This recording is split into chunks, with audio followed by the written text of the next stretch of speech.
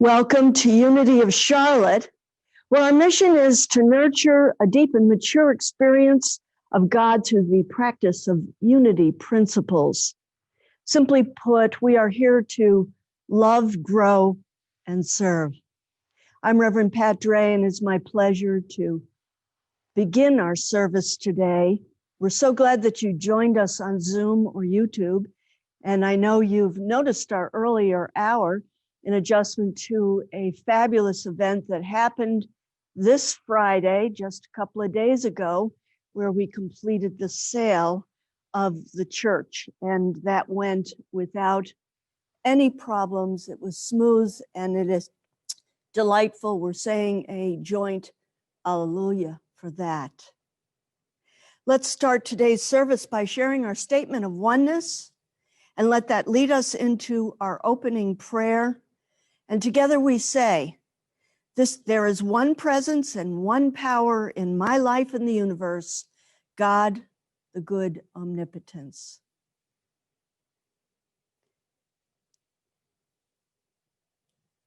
And join me in prayer by relaxing and being comfortable in place and taking a breath in and letting it go.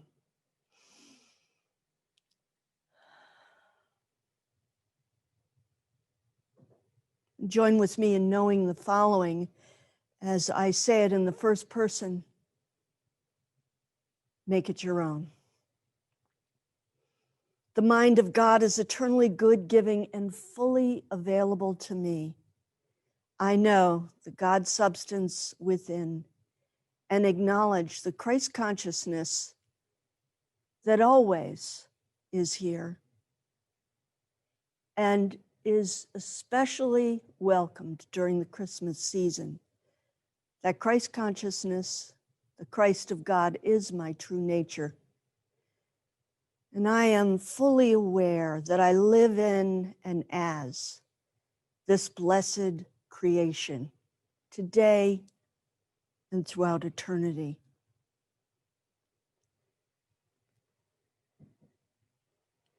I know that this holiday experience in this particularly unique year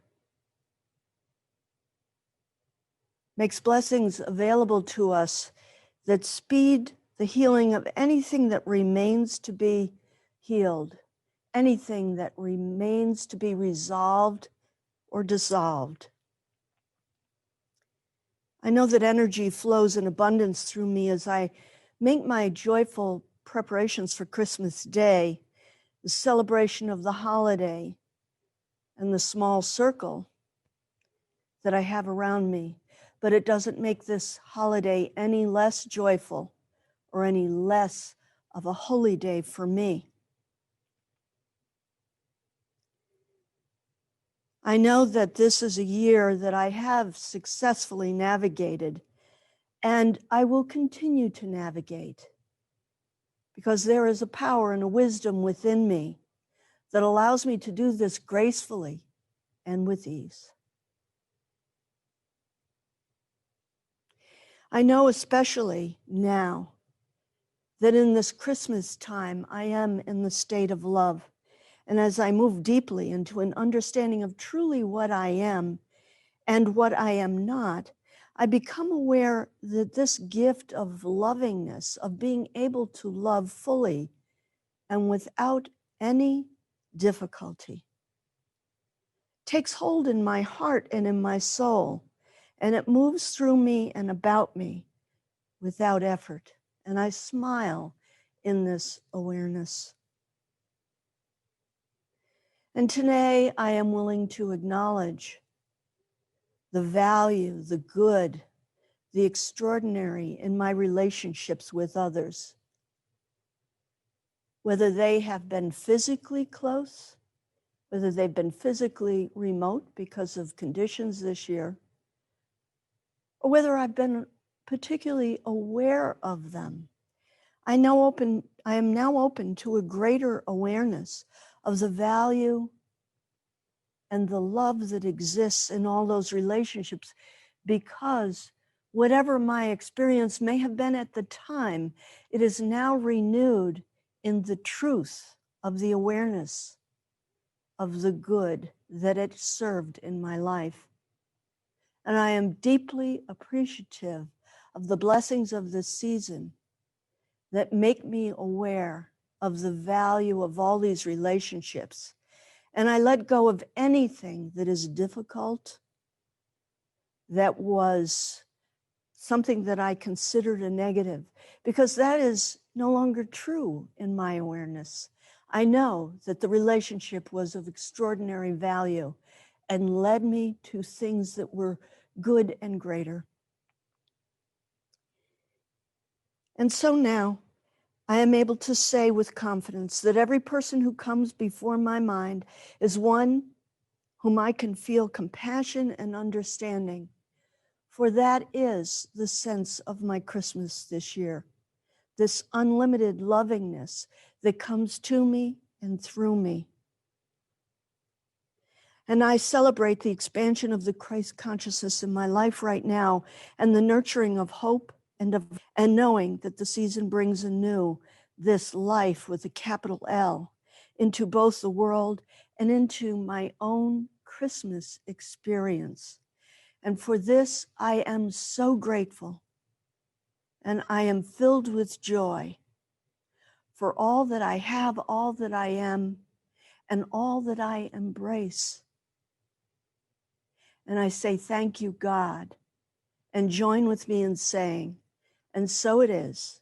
Amen.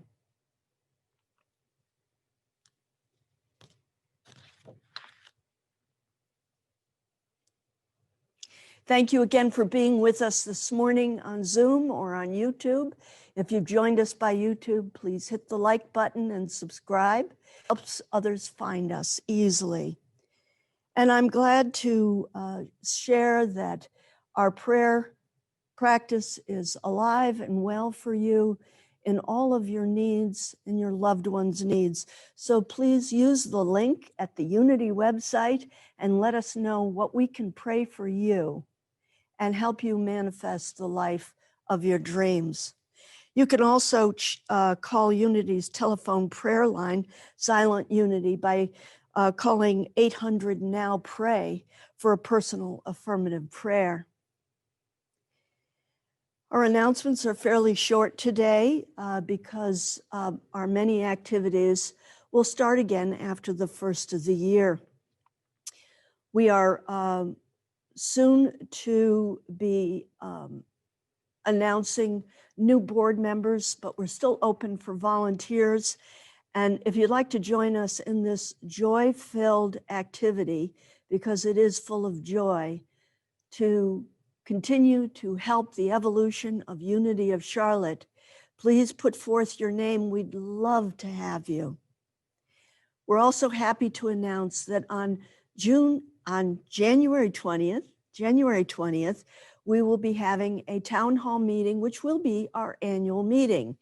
And we're sending out this announcement to give you the advanced notice so that you can put it on your calendar. Annual meeting is the 31st, the 20th is the discussion. Thank you. And Alan has reminded me that the discussion leading up to the annual meeting is on January 20th, and on January 31st is actually the annual meeting. So appreciate that edit. As you heard me announce earlier, the sale of our church has gone through, and we are celebrating. Christmas is extra special for us this year. I'm delighted that for this, our Christmas service, we have Reverend Sally Robbins with us. And I'm especially pleased about that because of you, Reverend Sally, who always brings inspiration and sets us in the right place and the right setting for the celebration of this important holiday and holy day for us. So thank you for being with us. And I hand over the service to Reverend Sally. Thank you, Reverend Pat. It's wonderful to be here. Thank you for the wonderful prayer that you set the tone for this service. And Welcome to all of you. Welcome, Unity of Charlotte. What a great day it is today, December 20th. A Christmas unlike any other in our experience, would you agree? And yet, there still is a message of hope here. I'm going to be sharing that in just a second.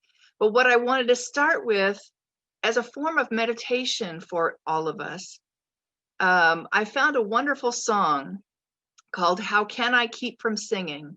I've shared the lyrics in the chat. So if you'll click on the little word that says chat down at the bottom of your Zoom, you'll see it will come up on the right-hand side of your screen, and you'll see the lyrics to this song. This song was done by a virtual choir, not an easy thing to do.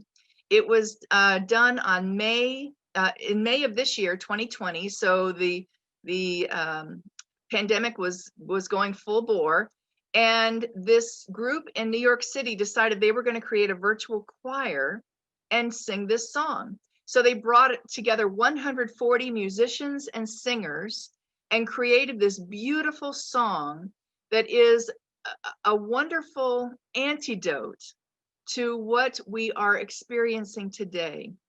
I offer this song to you. As I said, you can use it as a meditation. You can just listen to the lyrics and let the music wash over you, however it suits you best. This is the message of our season. So I'm going to share my screen and bring that to light for you, where you can see this song and hear this song. So crank it up.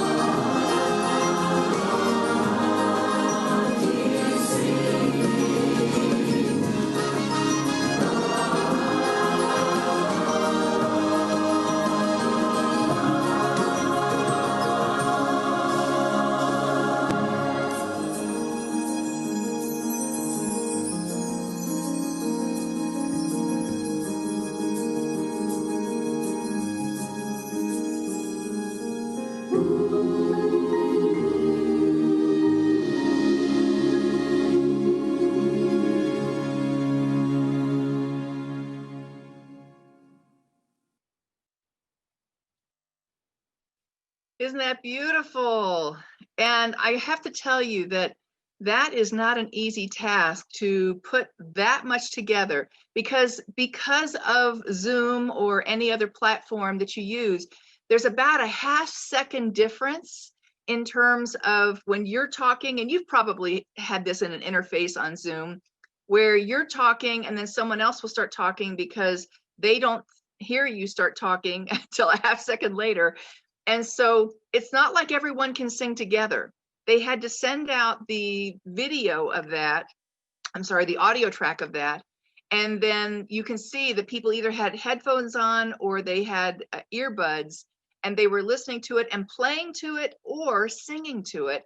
And then they had to edit that all together. Just magnificent. Keep on singing. What a fabulous message for today, for this Christmas season that is a very different kind of way to go. And so let me share my screen now and show you my PowerPoint. So the talk that I'm going to give you this morning goes right along what we were saying about being a light in this world, and keep on singing, keep on singing. And so one of the things that I really want to share today is how when you are intending to be a light, and I love this picture because this picture to me represents me as a light plugging into divine source, plugging into that which gives me the capability to be a light, and that which sources me and floods me with the very essence of love and light and power and beauty and all of those other wonderful God qualities. So as we are thinking about this, I want to share a story about a firefly. And Professor Hugh Smith, who's a biologist from Washington State, was visiting Southeast Asia. And as he was going through, he was looking out over the lush landscape of this mangrove forest. Dusk was coming upon them. And all of a sudden he noticed that as it was getting darker, that the trees would light up all at once and then go dark again. And then they would light up again and then go dark. And he soon realized that these trees were covered with bioluminescent lightning bugs, just like this one on the screen. And they were all illuminating at exactly the same time. He'd never seen this before. Many of us have seen lightning bugs here on the East Coast. And usually you see one over here and one over here. They're never together. But he was seeing all the lightning bugs, thousands of them, lighting up at the same time. This was a phenomenon he had never seen. So he returned home. He wrote a journal article about it, but no one really believed him. Well, Sean Achor shares this story. He wrote about it in Success Magazine. And he says that eventually scientists kind of caught up with this, and some researchers published an article in Science Magazine, and it explained what this phenomenon was. And he said that the likelihood of a female lightning bug responding to a male in the deep, dark recesses of a mangrove forest is 3%, just 3%. But when lightning bugs light up together, the likelihood of females responding climbs to 82%. That's a big difference from 3% up to 82%.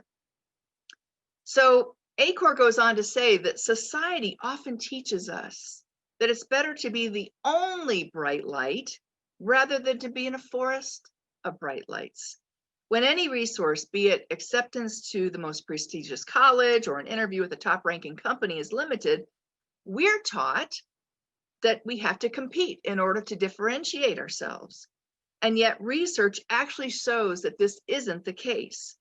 When the fireflies time their pulses with another, pulsing that light out of their bodies, it allows them to space themselves apart perfectly, thus eliminating the need to compete. In the same way, when we help others become better, we actually increase the number of available opportunities instead of vying for them. Isn't that a wonderful concept? So, like the fireflies, we can learn to coordinate our light We don't need to be the only light out there. We don't want to be the only light out there. As a matter of fact, what I would like is that when I shine my light, I give you permission to shine your light. And isn't that the way that we all pull together, especially in a time like this, when we see that shining our light is not dimming someone else's, it's actually encouraging them to bring their light up as well. And everyone benefits from that. It's a win-win situation. So as we shine individually and within our ecosystem, within our environment, our world, wow, we really are upping the law of average, that we are helping each other. Because I know that by my simply shining my light, I'm showing the world that this is a way that we can model to each other how to be. And that allows everyone within the realm of my possibility to know that they too can shine their light. This is a really critical point. I want to make sure that I deeply understand this during this time, that it's not just about me. And if I've learned anything from COVID, it's that there is a greater essence, there is a greater manifestation, there's a greater potentiality happening that I may not even be aware of yet. And yet I can participate in my own unique and individual way. We are here to be a light. And that video of the choir just is a fabulous metaphor for how we can come together in harmony. We can come together and sing our own beautiful song. Each person was either playing an instrument or singing their own unique song that no one else can sing. And together, it made such a beautiful, harmonious sound that lifts spirits. That video has been viewed millions of times and has allowed people to understand that I can keep singing. I can keep going on. I can keep living in this world that is changing with every drop of a hat.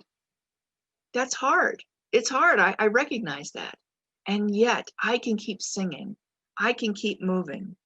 You know, I'll go back to my screen here. There's all the fireflies together. But Thomas More wrote in the fabulous book, Care of the Soul, he says, artists have painted hundreds of versions of the moment when the Holy Spirit, in the form of a bird in a shower of golden light, makes Mary pregnant with a divine child. This mystery is remembered every time an idea is brought into life. First, we are inspired, and then we search out ways to give body to our inspirations. So the wonderful story of Christmas, because we know that the Bible truly is the story of man. It's a story that we can look to for inspiration and edification at any time. And the story of the virgin birth is about being impregnated with that divine source of inspiration and the idea that comes into our being, and we go, wow, I can create that. I can manifest that. I can make this world a better place by doing that. That's part of our being a light, is plugging into that divine source and accepting. I love the bird in this painting, showing Holy Spirit, that golden light going down to Mary. That's simply the representation that we all have access to that. There's none special. It's all available to us. If we simply plug in, if we simply say, yes, I'm here to be that light. Spirit, show me, how can I be a light? Trust me, that is a prayer. Get ready. You will start receiving all kinds of inspiration. Spirit, I'm ready. I'm available. Use me. What a powerful prayer that is. And so in this time, when we are celebrating the birth of the Holy Child, that is the metaphor for the birth of the divine Spirit that is always flowing through each one of us, Let me tell you about another man who took a divine idea and really made it his own. This is Scott Beck.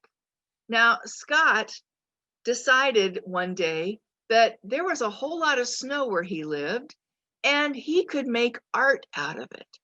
And so he got this idea, but he wasn't going to do anything small. Scott doesn't do things small. He decided he was going to create magnificent masterpieces in the snow. Here are some examples of what he does. This is showing from the bird's eye view, because you can see where the gondola is there, how he created this snowflake that is just incredible.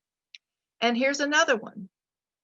And you can see him on that, making that wonderful design, how small he is in comparison. And then the one in the background there, another huge art piece. Here's another one where he literally is creating these circles, and the design is just spectacular. You can see the scale of the trees there in the foreground. And so he is bringing light in a way that no one else has. Here it is again, showing the scale of people.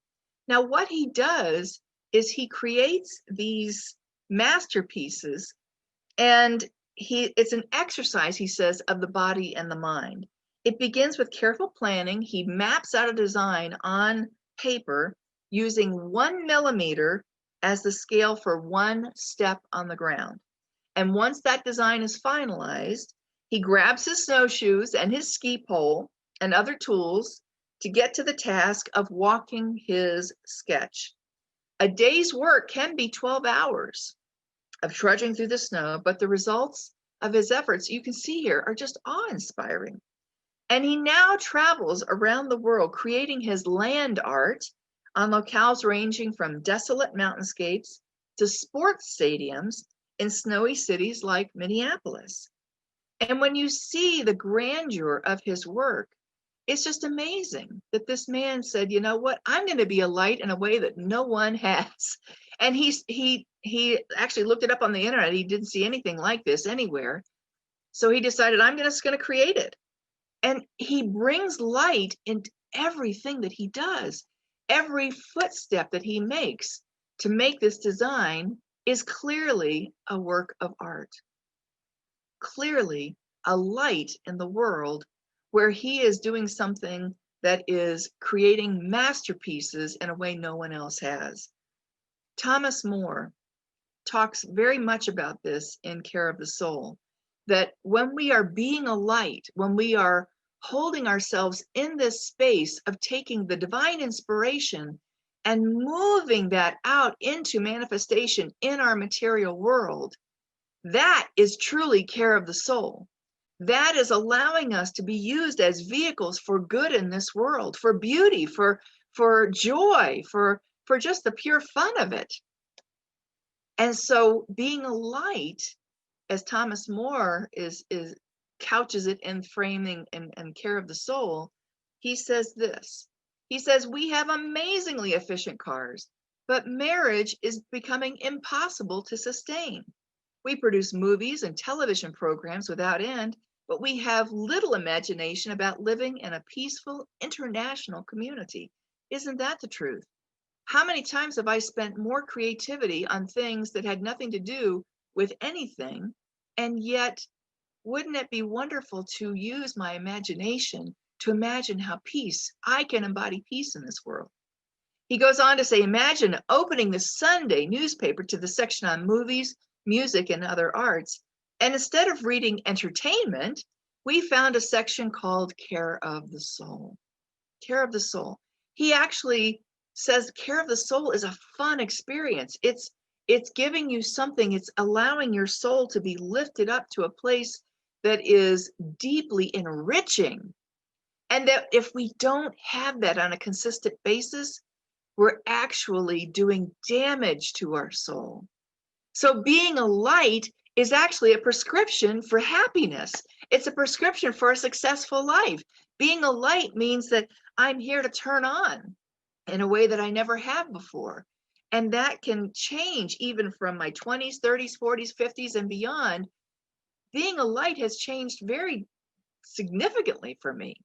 I'm a different light today than I ever was, because the wisdom, because the soul nurturing that I've done, has all been compacted into this whole new way of being that I am at my age now.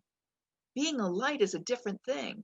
And yet it's the thing that gives me the most soul satisfaction in being a light in this world. This is really where we get to shine. This is really where we get to be one with that divine essence, one with that purpose, one with that being on task of what we are here to do. And when we join with others, like finding our way and showing our light, and others show up and join with us, it's a magnificent, it's something that goes even beyond anything that we could have imagined before. I'm here urging you this morning to not only be a light because it's good for the world, but because it's good for you. It's good for you. And that when you show up as a fully enlightened, powerful, successful being, you are offering the world so much more than you could if you were anything less than that. I was talking with some friends yesterday about how I'm getting really clear on what it is as I set my goals for 2021, as I set my intentions for what I'm going to be doing and where I'm going to be focusing my energy. I was sharing with my friends that anything that I didn't get a full-bodied yes was out. And do you know what I mean by that? Where my whole body just goes, yes, that's what I want to do. That's what I want to do. That's where I want to be. That's who I want to be with. And so the full-bodied yes is my measure of how I'm going to be a light in this world. And that's still taking shape, but I know that that's my internal compass. That's the place that is drawing me to, it's pulling me. I sometimes see it as a calling to be something more than I am. And yet I'm allowing that internal compass, joy to show me how to live and how to show up. And if I don't get a full-bodied yes about something, it's gone. It's gone, because life at this point, COVID has really helped me narrow my focus on this. Life is just too short to be spending it on something that doesn't mean something in my life. Are you with me on that? What is it that you're putting your energy towards? If we're receiving that divine inspiration, are you utilizing that? Or are you saying, someday I'll get to that? Trust me, I've been there, done that many, many times. And I'm wasting my time on things that have no consequence in my life. I'm here to tell you that my intention today, and I hope you share this intention with me, is to plug into that divine source, receive that inspiration, and then act on it now. Get it done. You know, most great ideas that come in are coming in on all parts of the globe, because there is only one mind, right? The one universal mind. Television, the concept of television was invented in two different parts of the world, on the other side of the world. And so two people received that divine inspiration and they both acted on it. So if you're not acting on that divine inspiration, it goes on to something else and to someone else who is a receptacle and says, yes, I like that. I think I'm going to do that. I think that's my way of being light. And so I ask today, where are you showing up and giving it your full-bodied yes? Your full-bodied yes. I was in the Baltimore, Washington area several years ago. I lived there at the time, and I got on a plane. I was going on a plane to Salt Lake City. And as I walked up to the gate to get onto the plane, I noticed that there was a long line of elderly people waiting to get on. And, some were in wheelchairs, some had walkers, some were standing by themselves. And I noticed they all had the same shirt on. And I realized very quickly that they were a part of an honor flight. And honor flight, I knew very little about it, but I looked it up when I got home. was co-founded by two men. They both got the same idea. They both had the divine inspiration. The first one was Earl Morse, and he was the son of a Korean and Vietnam War veteran.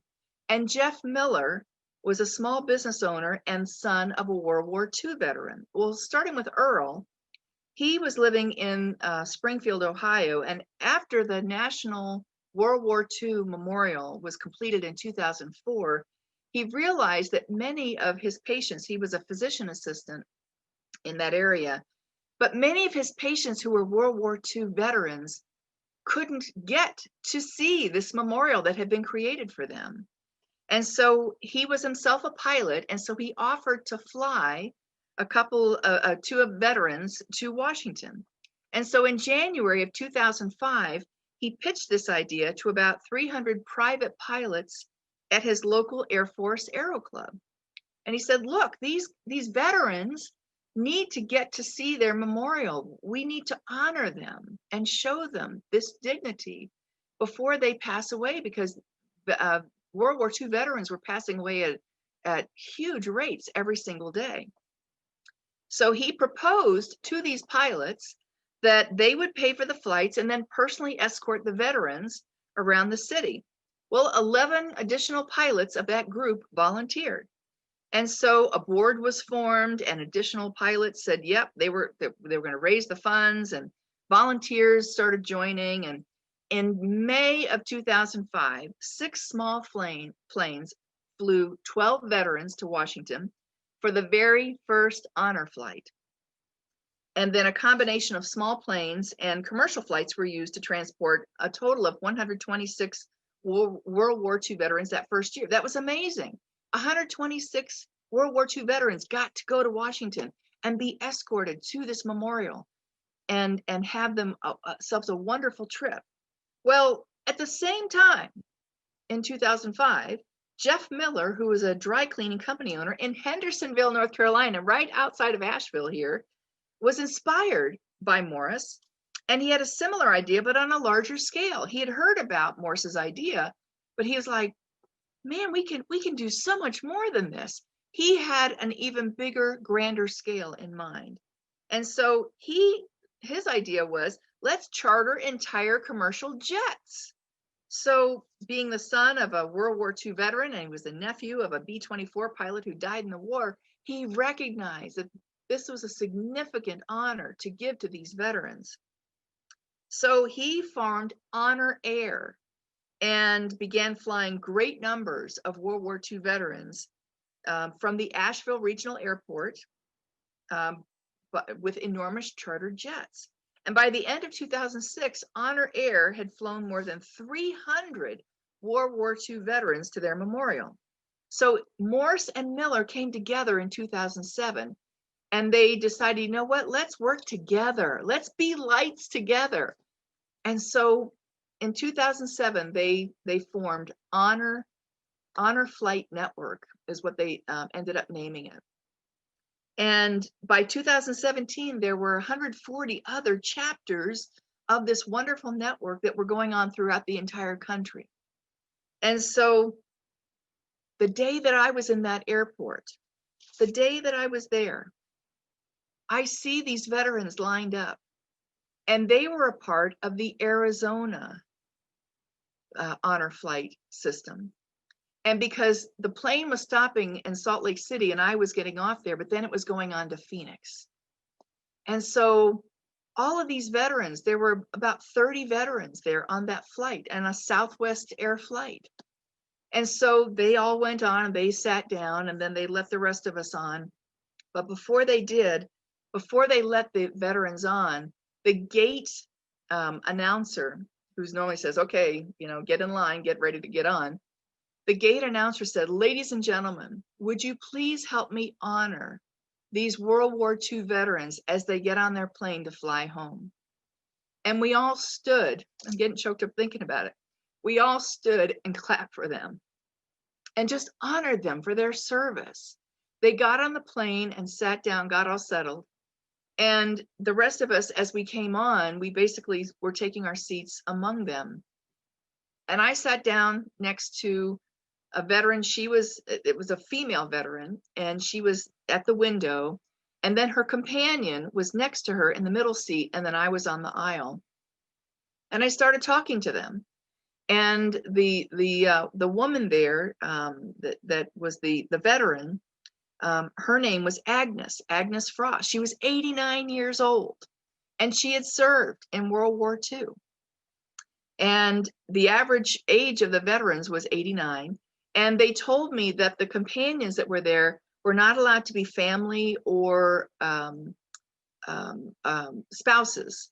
So it only could be these volunteers who were well trained, and it was their job to make sure that every need was taken care of for these veterans from the time they took off in Phoenix all the way through Washington and then all the way back to Phoenix. And so this woman that was with Agnes was her companion, and she was making sure that she had everything she needed. And every veteran on the flight had a companion.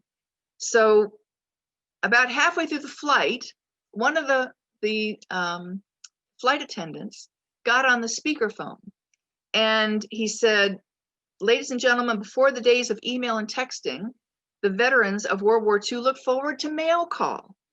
So we're having a mail call right now." And he started calling the names of every veteran there.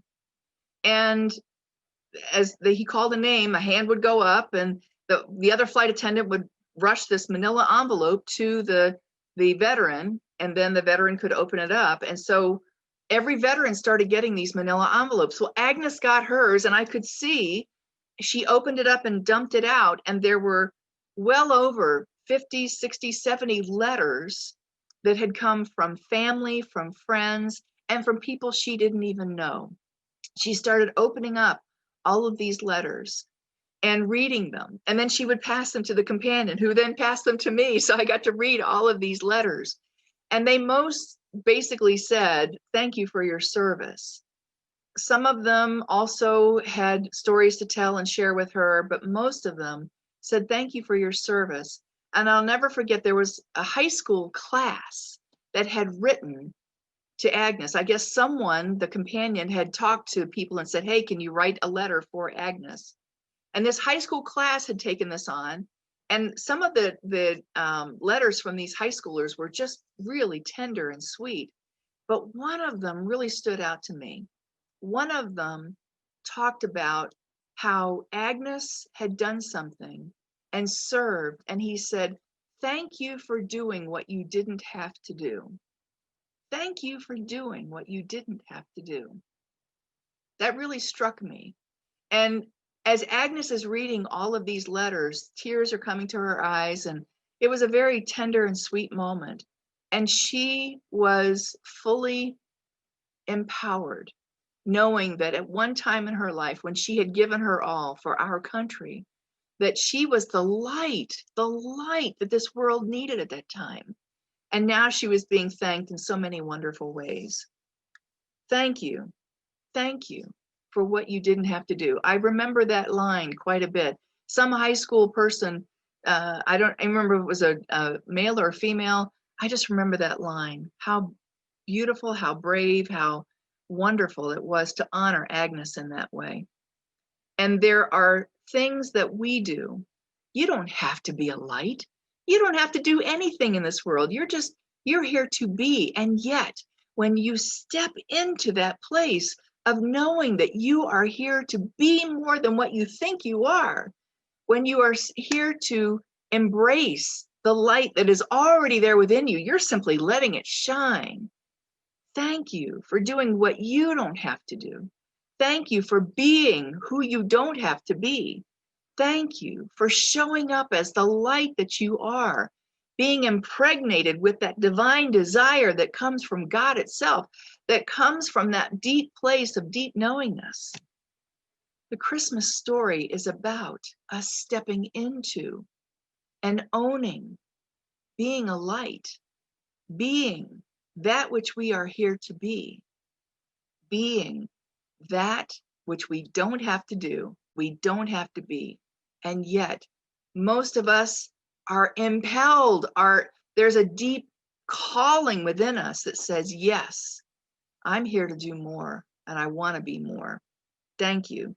Thank you for doing what you didn't have to do. Something shifted in me that day when I was watching that mail call going on. Something shifted deeply within me. I hope today that there is something shifting within you, that despite the lamentations, I love that line in the video we just saw, above earth's lamentation, all the just the noise and the chaos and everything else that might be going on in our world. Let's just rise above that today.